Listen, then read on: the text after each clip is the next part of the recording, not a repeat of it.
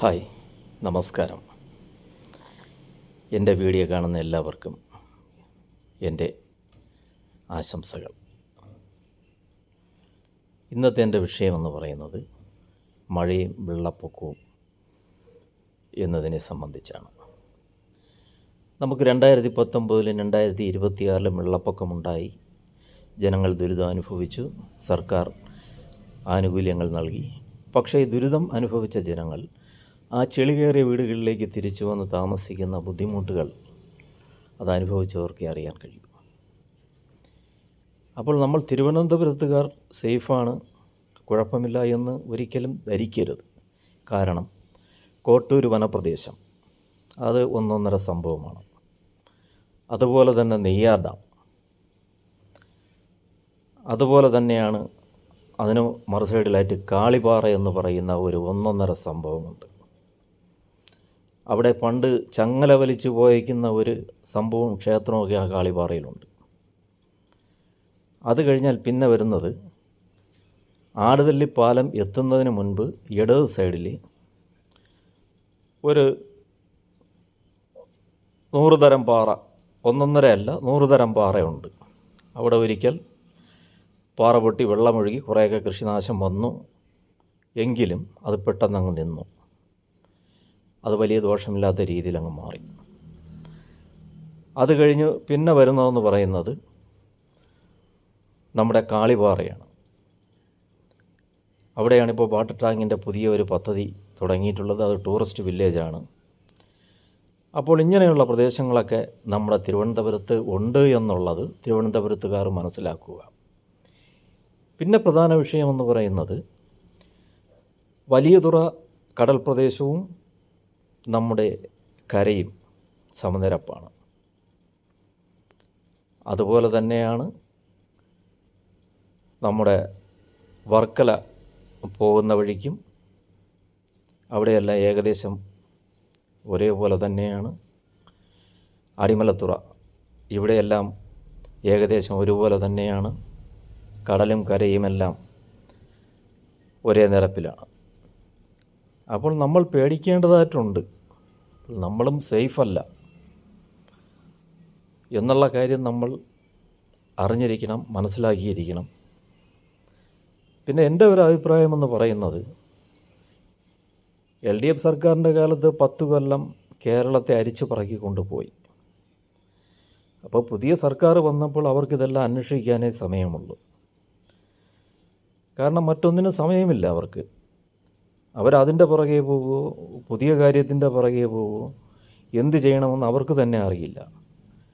അപ്പോൾ ഞാൻ പറയുന്നത്, ഈ പത്മനാഭസ്വാമി അവിടെ ഇരിക്കുന്നത് കൊണ്ട് പത്മനാഭസ്വാമിയും പണവുമെല്ലാം പുള്ളിയുടെ കയ്യിലാണ്.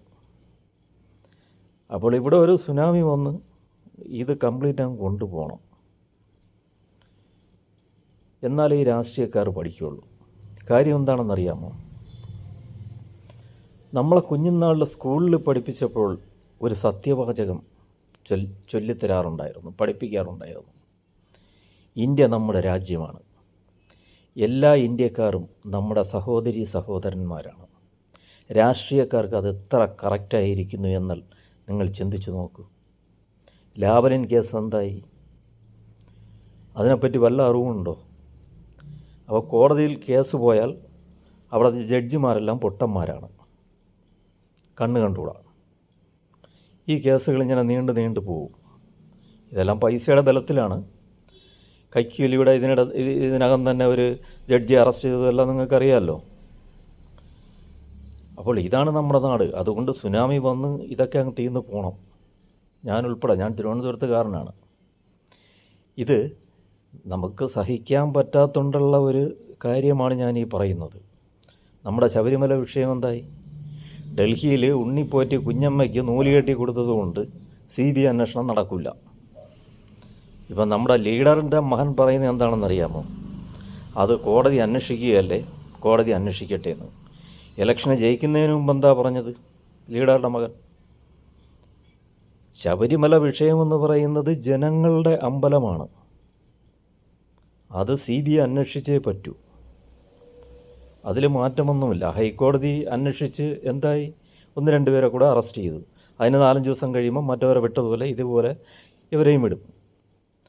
കാരണം SIT എന്ന് പറയുന്ന ടീമിൻ്റെ ആളിന് അവാർഡ് വരെ കൊടുത്തു അന്വേഷണത്തിൻ്റെ പുരോഗമനത്തിന്.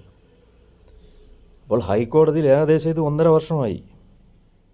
അപ്പോൾ ഇത് നീട്ടിക്കൊണ്ട് പോകുന്നതല്ലാതെ ഇതിനൊരു അവസാനം വരുന്നില്ല.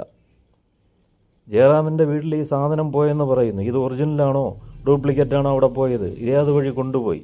ചെക്ക് പോസ്റ്റല്ലേ, ഫ്ലൈറ്റിലാണോ കൊണ്ടുപോയത്? ഇവരാരെയും ഒന്നും ചോദ്യം ചെയ്തിട്ടില്ലല്ലോ. അപ്പോൾ ഇവിടെ സുനാമി വരണം. സുനാമി വന്നങ്ങ് പോട്ടെ. എന്തിനാണ് ഈ കള്ളന്മാരെ വാഴ്ത്തിക്കൊണ്ട് പോകുന്നത്? കഴുതകളായി നമ്മൾ വോട്ട് കൊടുക്കുന്നു, അവർ കയറിയിരുന്ന് സുഖിക്കുന്നു, ബാക്കിയുള്ള ജനങ്ങൾ കഷ്ടപ്പെട്ടാൽ ജീവിക്കാം. എന്തായിരുന്നാലും എനിക്ക് ഈ കാര്യങ്ങളെല്ലാം ഒന്ന് ഓർമ്മപ്പെടുത്തിക്കൊണ്ട്